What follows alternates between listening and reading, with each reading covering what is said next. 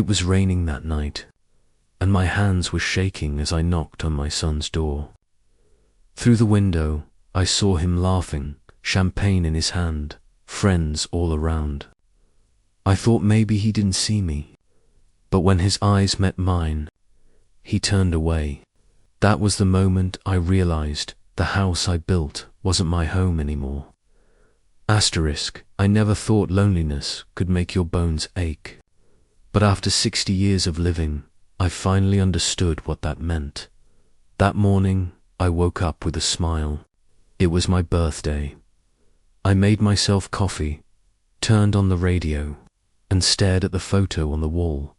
Me, my wife Linda, and our son Daniel. We looked so happy there. Linda was gone now, and Daniel, well, Daniel had his own life in the city.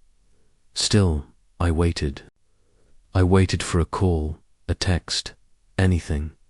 When my phone buzzed around noon, my heart jumped. But it was just a bank notification, so I texted him instead. Hey, son. It's Dad, just wondering if you're free today. It's my birthday. I waited an hour. Then 2. Message delivered. Not seen by evening. I couldn't sit still anymore. Something in me whispered, go see him. I put on my old jacket, grabbed the small gift I'd bought him last week, a classic wristwatch, the kind he used to admire when he was a kid. I drove 30 miles through the rain to his neighborhood. Nice houses, trimmed lawns, new cars, the kind of life I'd always wanted him to have. But as I turned the corner to his street, I saw cars lined up on both sides. Laughter filled the air. Lights glowed through the windows, and there it was, a banner across his porch. Happy 35th birthday, Daniel. I froze. He had remembered a birthday, his own, and thrown a grand party. My son, surrounded by people, wine glasses in their hands, music echoing, and me standing in the rain outside his world. I walked up the steps, holding my small box, that watch wrapped in brown paper. When I rang the bell, a young woman opened it, Claire, his wife. She smiled awkwardly. Oh, Mr. Brooks, hi, Daniels. Kind of busy right now. I tried to smile back. I just wanted to wish him a happy birthday. Maybe I could, she cut me off softly. There are a lot of guests. Maybe come by tomorrow. Behind her, I saw Daniel, laughing, glass in hand. Our eyes met. For a moment, he looked stunned, and then he looked away, as if he didn't even know me. Something inside me broke quietly. I nodded. Sure, tell him. Tell him his old man stopped by. Then I turned and walked away. The rain soaked through my jacket, but I didn't care. When I got back to my truck, I placed the gift on the passenger seat and whispered, Happy birthday, son. That drive home felt longer than ever. I didn't turn on the radio. I didn't look at my phone. Just the sound of wipers and the rain, soft, endless, like the tears I refused to shed when I reached home. I lit a small candle on the kitchen table, the same candle Linda used to use on my birthdays. I poured myself a cup of tea and said quietly, Looks like it's just us again, Linda. Days turned into weeks. Daniel didn't call. He didn't even text to ask why I came. But I couldn't hate him. I kept replaying memories, his first day at school, when he cried because he didn't want to let go of my hand.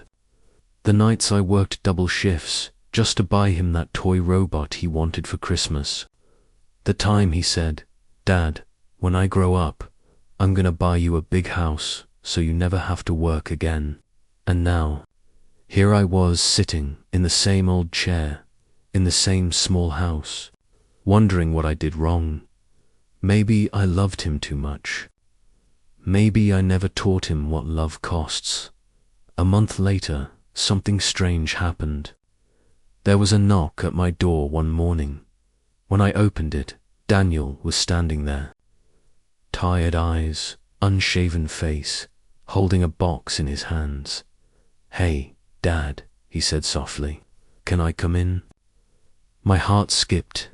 "Of course," I said, pretending I wasn't trembling.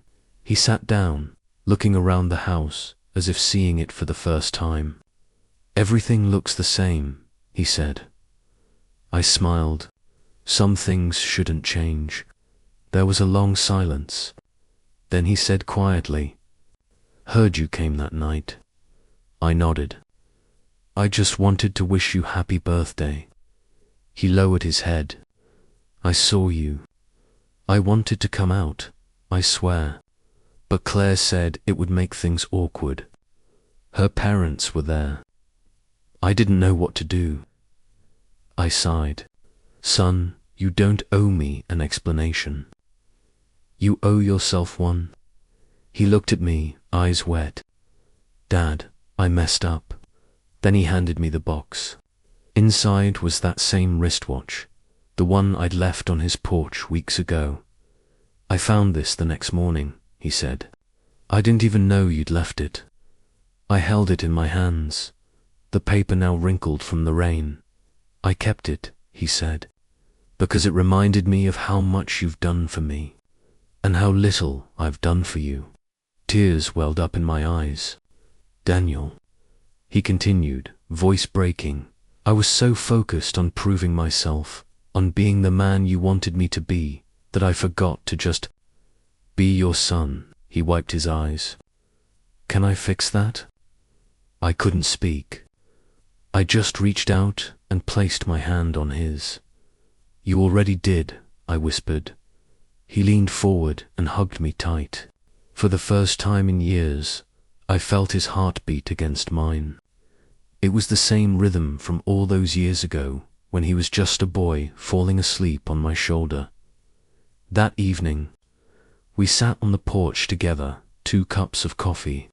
Watching the sun go down, he said, "Dad, I want you to move in with us. The kids should know their grandfather." I smiled gently. "I think I'll stay here a while. This old house still remembers your mother's laughter." He nodded, eyes soft. "I'll come visit every weekend." I promise, and for once, I believed him. Before he left, I handed him the watch again. "Keep it," I said. "It was meant for you." He smiled through his tears. "But it's your birthday gift." I shook my head. "No, son. It's my blessing."